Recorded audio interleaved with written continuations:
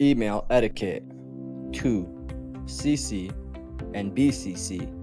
We compose emails almost daily, sending work files, following up with leads, or just personal reasons. The common field we are all familiar with is 2. Your recipient's email address. But what is CC and BCC?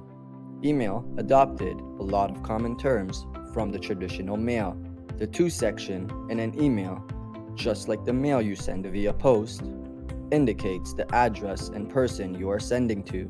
The to section isn't always directed to only one address in the email world.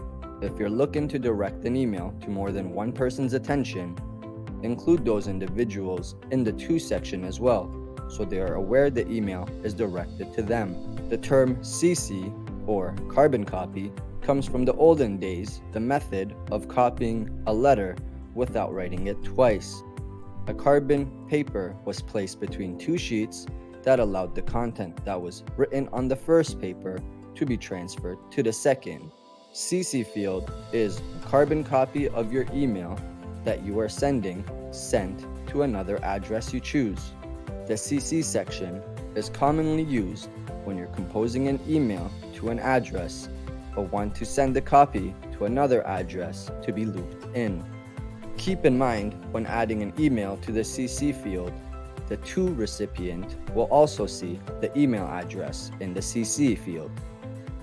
For example, if you're following up with a lead and want to have your boss in the loop of the email, you most likely won't want to have the lead seeing your boss's email address.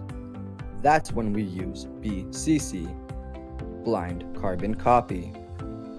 Just like CC, it sends the copy of the email to the address you choose.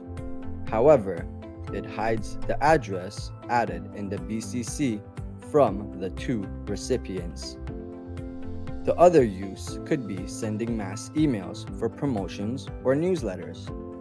Adding every subscriber or customer's email in the to or CC section will not only look lengthy and unprofessional, but for privacy reasons, we might not want to share our subscribers' emails.